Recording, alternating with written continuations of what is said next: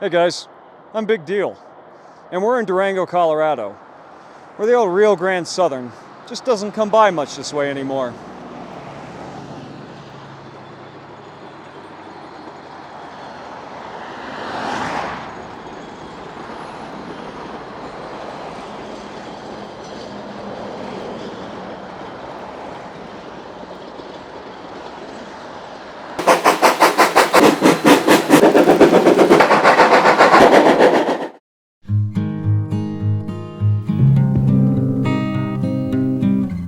It's the morning of February 20th, 2026, and another reminder of what winters in the silvery San Juans used to be like before the onset of the 25-year drought that has reared its head after missing for a couple of years. We spent the previous 3 days with Pete Laro and his trips with the 20, and today we're on the Durango and Silverton's own photo special. We awake in Durango to nearly a foot of new snow, and today, the 20 pulling an unbroken block of freight cars from its drawbar to the front coupler of historic Rio Grande Southern Caboose 0404. Nowhere in this set is a passenger car. All of our patrons today are riding behind the Durango and Silverton's vintage former White Pass and Yukon Route 101 class ALCOs, allowing the 20 to strut her stuff with nary a fleck of yellow behind. In addition, the diesel will help out by hauling ex-Uinta water cistern 0470 to help in case water is needed for the 20 en route. Now, there's no excuse to have a tender behind your diesel on your model railroad layout.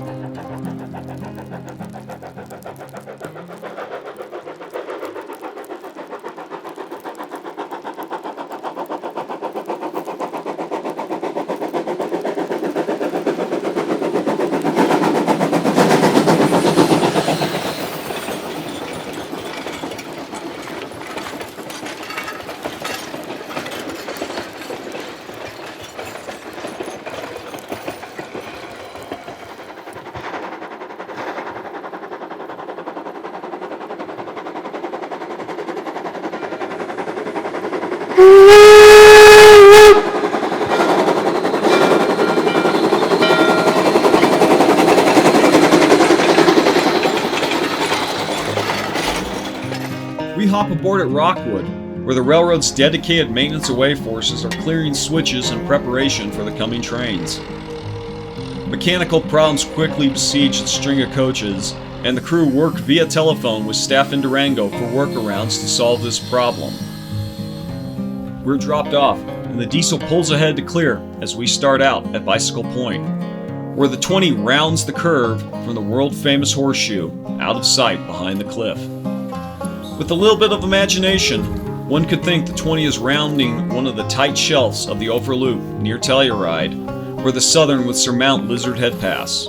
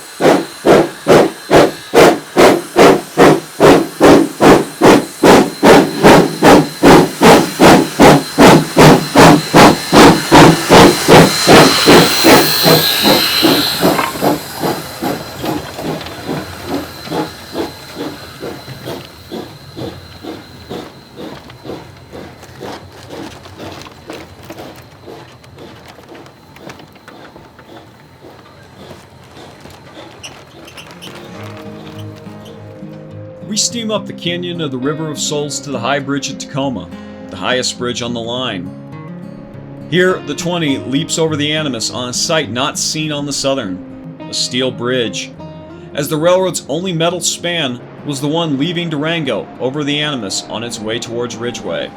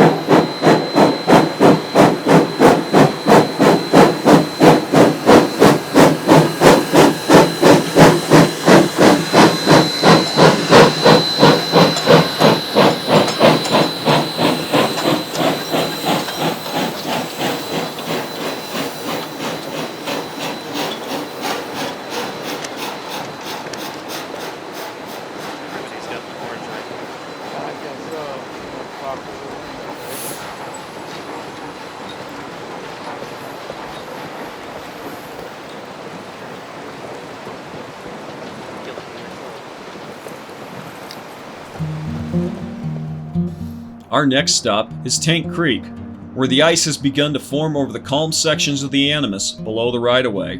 We watch as the 20 heads up to the spout of the tank, built out of the remains of a disused tank car.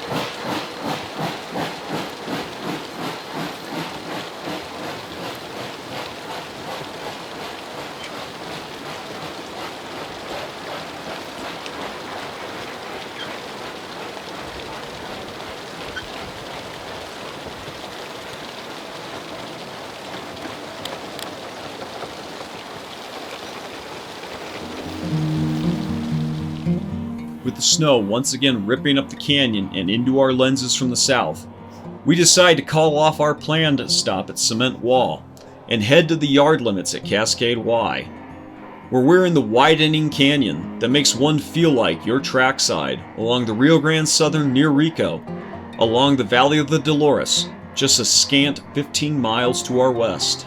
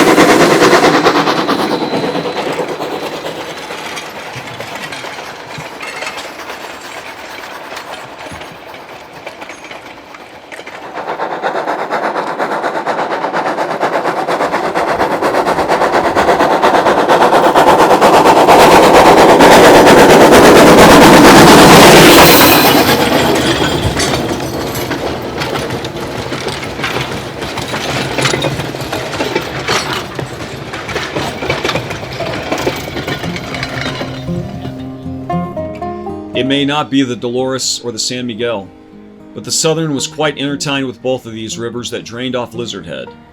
The Animas, like the others mentioned, all flow to Lake Powell and the vital but overused, on life support, Colorado River, the lifeblood of modern life in the American Southwest. Here, at Tefft, we're at the crib wall that helps keep the railroad out of the Animas.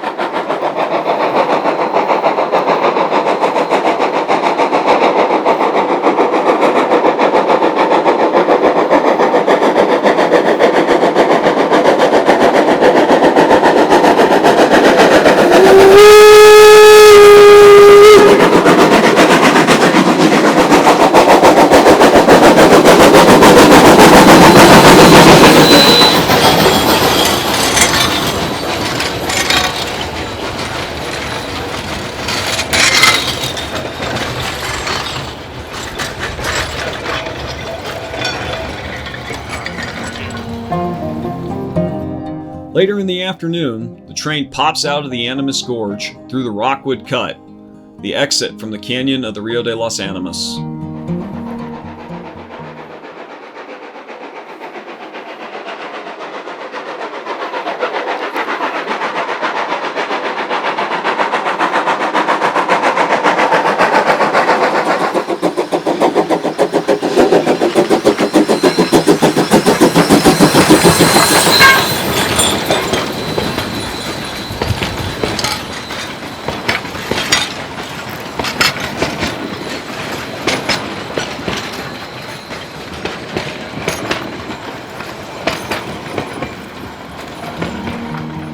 After stopping for servicing and dropping off crew and its volunteers, the 20 gets to drift down Hermosa Hill towards Durango.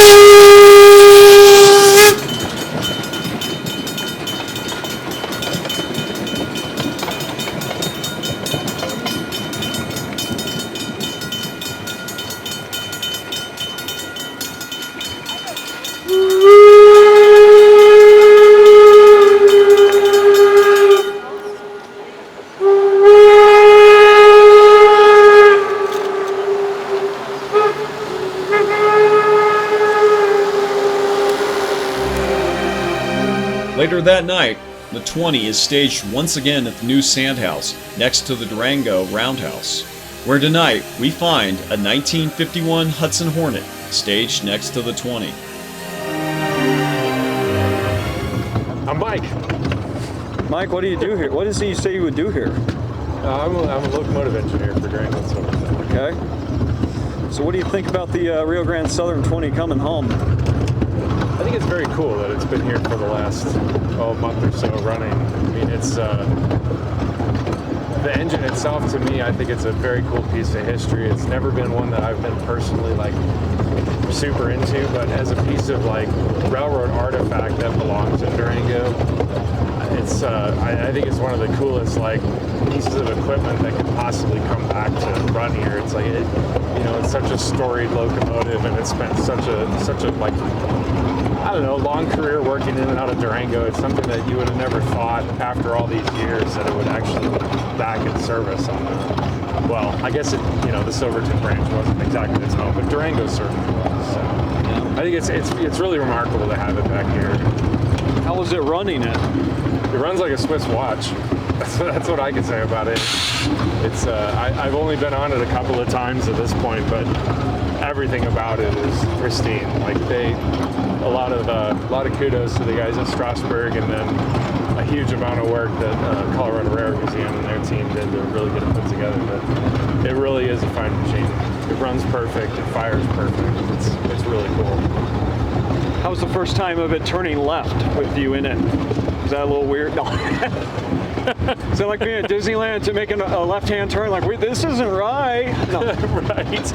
Well, I've only been on it once, making all right turns up at the Railroad Museum. That's what I'm saying. I saw you at the museum. Yeah, exactly. Yeah, it's like I only had that one little trip on it before, but I think it was actually been a lot of fun for the guys at the museum to be on a railroad like here. I mean, we definitely talked about how going 20 miles an hour felt pretty fast to them. So yeah. Cool.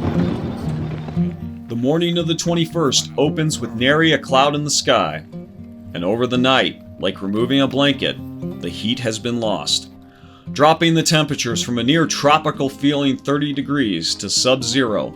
12 hours later, at 6 a.m., where we find the railroad beginning operations by having K-28 473 clear out the line before not only the 20, but the daily train to be led by K-36 480.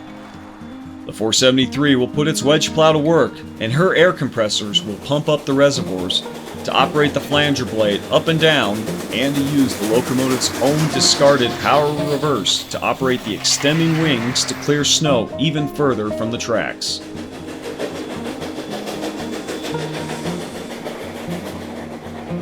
Having chased the 473 to Granite Point, we back down to Hermosa, where we find the 20 steaming away from the water tank. Today on the drawbar, we find a consist of resplendent golden yellow coaches. The maroon coaches of the Lero charter have been eschewed for these traditional coaches, allowing the first-class cars to return to revenue service on train 261 this morning. Today, our consist contains some of the oldest regular passenger coaches in service in the world behind the 20, with all of them built between 1879 and 1881. With coach 257, the Shenandoah, built by Jackson and Sharp in 1880 for the Denver and Rio Grande, where it was in service until 1891 when it was sold to the fledgling Rio Grande Southern, and is right at home behind the 20, as it would have rolled behind the 10-wheeler until 1931 when it was cast aside for the railroad's home-brewed Galloping Geese.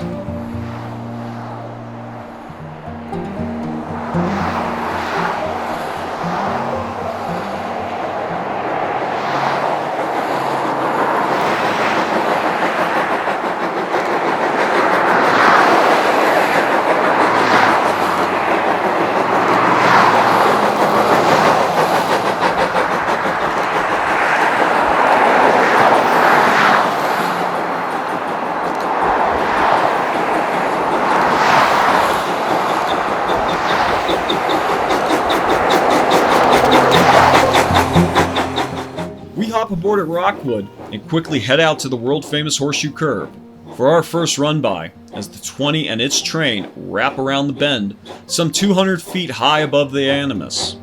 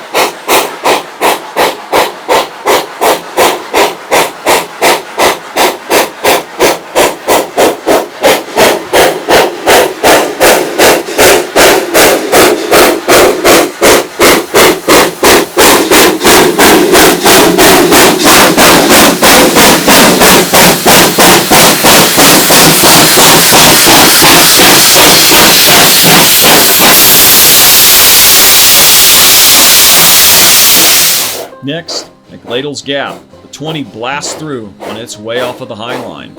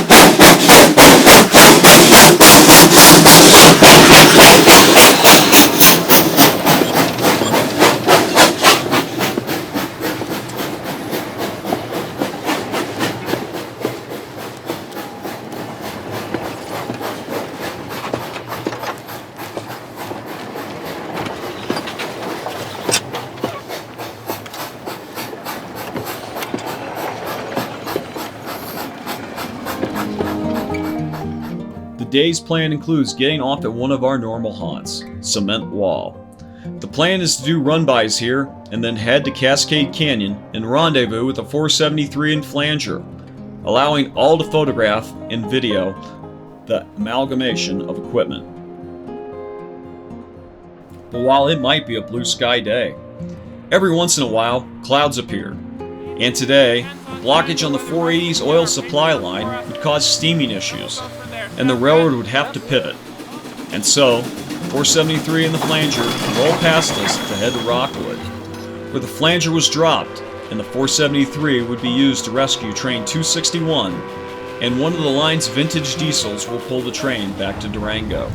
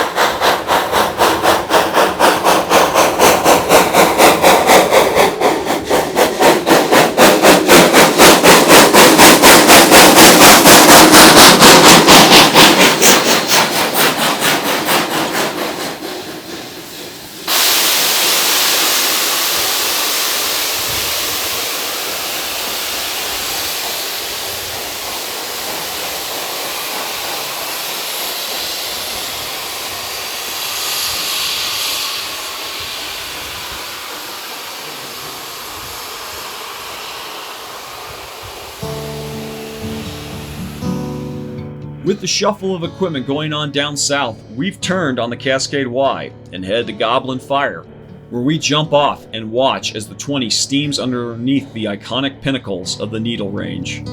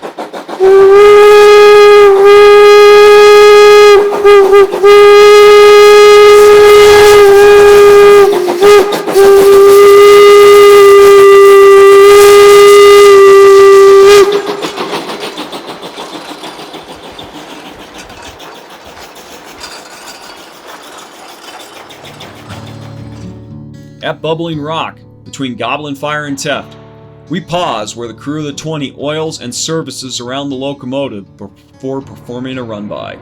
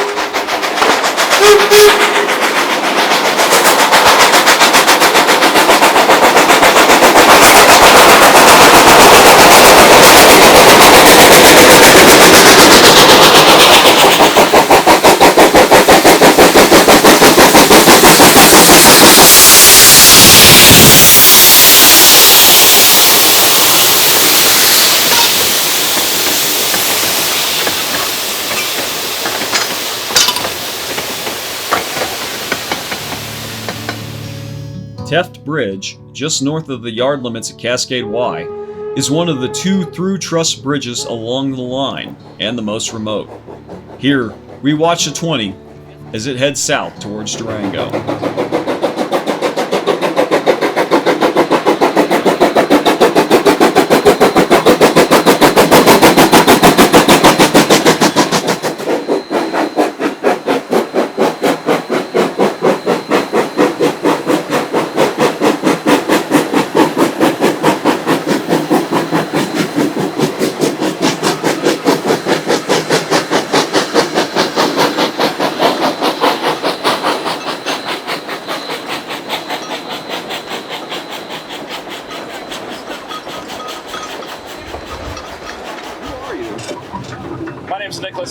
I'm a conductor and fireman here on the Durango and Silverton Narrow Gauge Railroad, and today I'm the conductor for Hyce's charter behind Rio Grande Southern number 20. Yeah? Yeah. How is it being behind the 20? You've spent a couple days behind it already, haven't you? I have. I've gotten the opportunity to be the conductor 20 for about 4 or 5 days since it's been here on the Durango and Silverton. It's been pretty remarkable. This is something that when I started my career here almost 5 years ago, if you had said, yeah, you're going to be the conductor the first time the 20 hauls passengers, out of here in 75 years, I would have looked at you and called you a lot of bad names, but it's been pretty remarkable. Yeah. It's been great work with the folks at the Colorado Rare Museum, the folks here in Durango and Silverton, all really coming together to make this work. Just been a great experience overall. All right. Been a lot of fun to mess around with a little coal burning 10-wheeler, seeing it backwards cut its teeth way back over 110 years ago.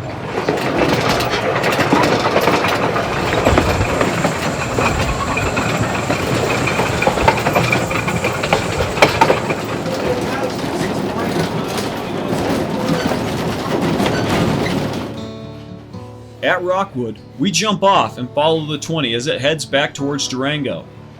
We'll follow along both our journey that we rode on Saturday the 21st, and after we got off Mark Huber's private charter on Sunday the 22nd.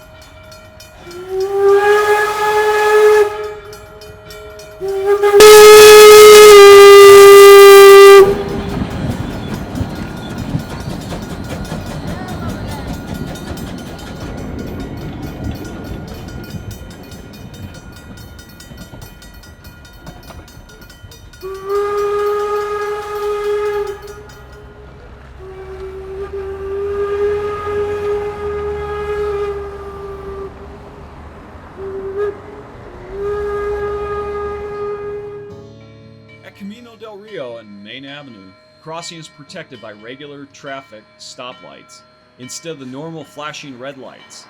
And on Saturday afternoon, there's a problem with the system. And so, Conductor Nick hops off to make sure traffic is stopped to allow the 20 to head into the depot.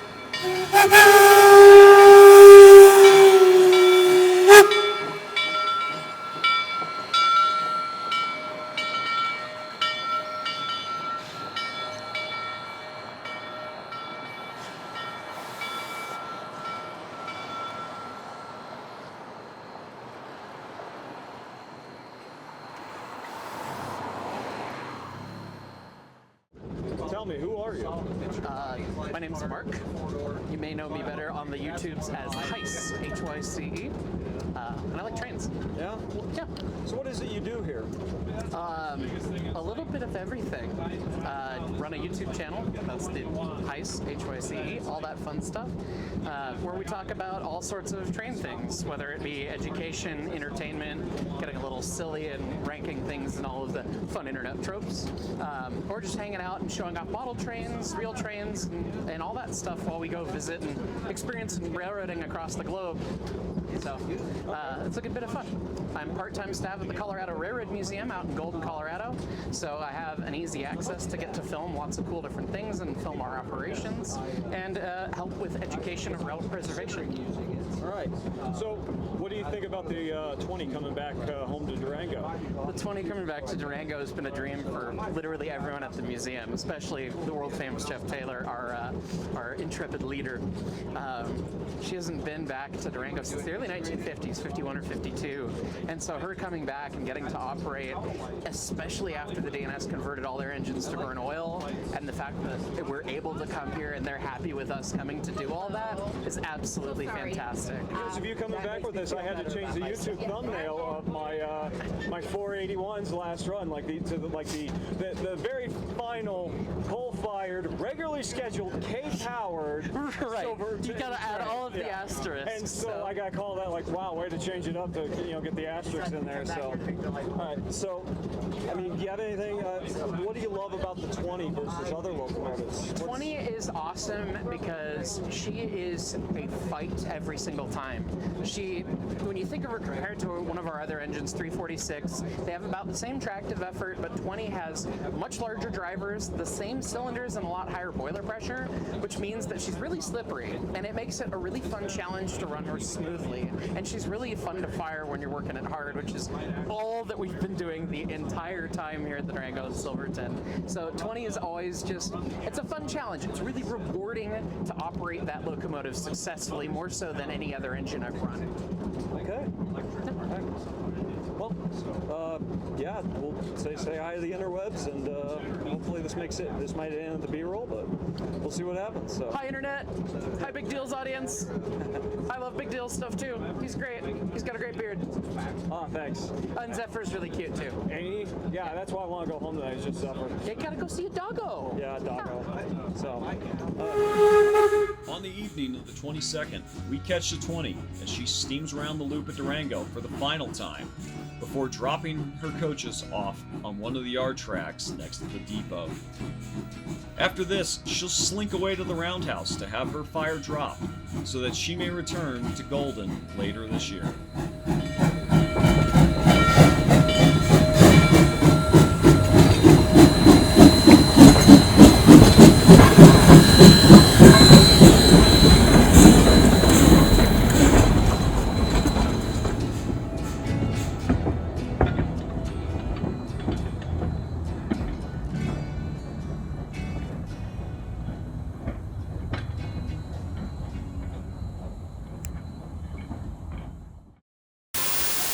Rocks there sometimes.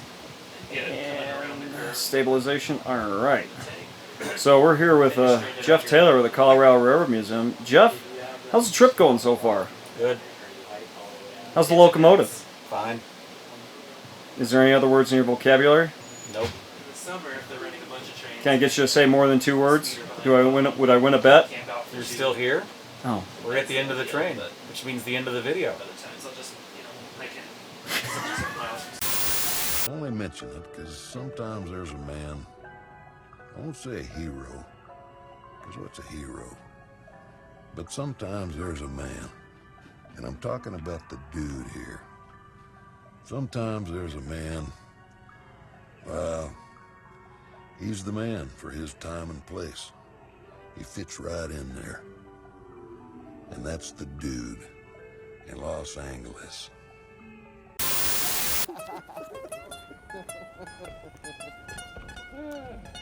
Good time, Rambo.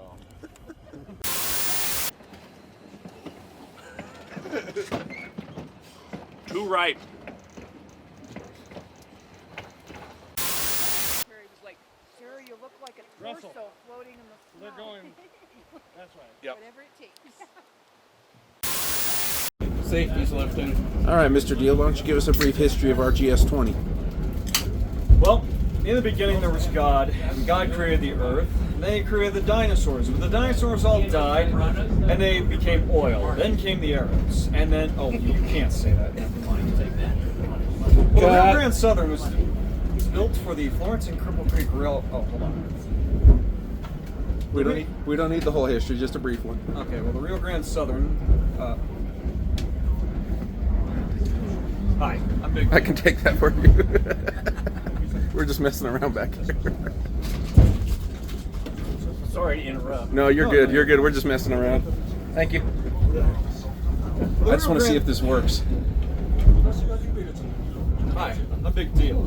You know, the Rio Grande Southern 20 was built in 1899 by the Schenectady Locomotive Works of Schenectady, New York. It was built for the Florence and Cripple Creek, a railroad that ran between Florence, Colorado, and Cripple Creek to service the gold mines. After that railroad's abandonment in the 1915 era. Oh, he stuttered. Cut. He messed up. Okay. Hold this. Okay.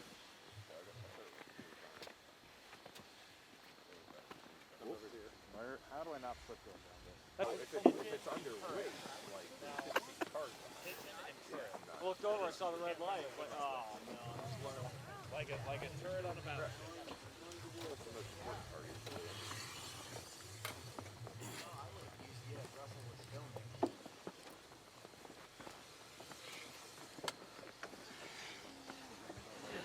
You're out of frame. What? We're interviewing. Hi. Hi, Mom. This is Hyce, Mom. Hello there. Wave to Big Deal. Big deal. Hi, I watch your stuff. I'm sorry. It's against the Geneva Convention. She's Blues Crew on YouTube. Blues Crew. Yes. Okay. See, I have to get food for Nick. Oh, Okay. it's behind Joe. Okay, that makes me, if somebody... Hello. All right, take 2, except this time we're going to skip forward to the good part. Just go to, I don't know, November of 2025. Action. November of 2025. What happened in November of 2025? They loaded it up on a truck and they drove it to Durango. They restored it and they ran it on the main line. The end. Yeah.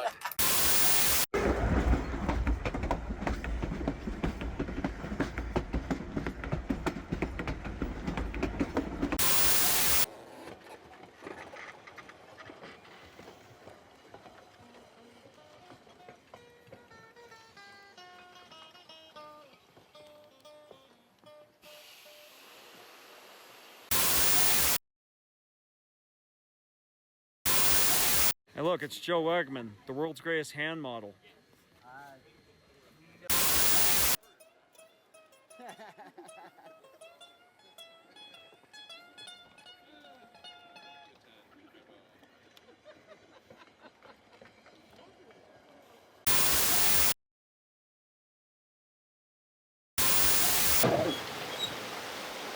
What the? What are you looking at? What? Not deal? Jack's doing his hair. I'm not big deal. I am also. Oh, there's some.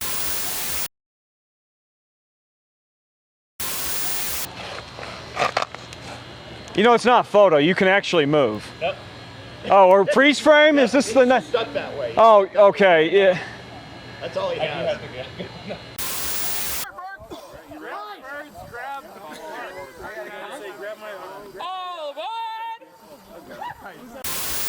All right, so go ahead and say something.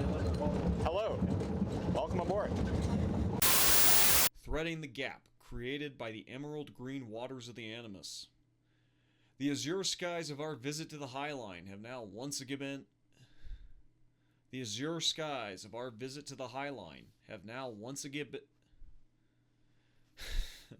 The azure skies of our visit to the Highline have now been... The azure skies of our visit to the Highline have now once again been replaced with a quick-moving snow squall pouring over the rim of the canyon from above. Start again.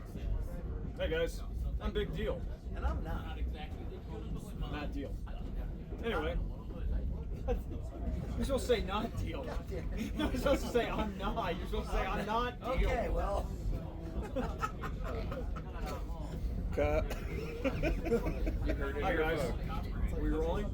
Yeah, go. We rolling? Okay. I don't see the red light, so. There is no Hi, red guys. light. Just go. Red light? What kind of camera is it? Hi guys. I gotta do the Montreal pause. Yeah, this is definitely going to be at the end of one of your videos. Yeah. Hi guys. I'm Big Deal. And I'm not deal. And today we're behind the Rio Grande Southern number 20. This locomotive was built by the Schenectady Locomotive Works in 1899 for the Florence and Cripple Creek Railroad of Colorado. This railroad ran between the railhead and Florence, Colorado on the Denver and Rio Grande up to Cripple Creek to service the gold mines of the area. That wasn't the only thing getting serviced.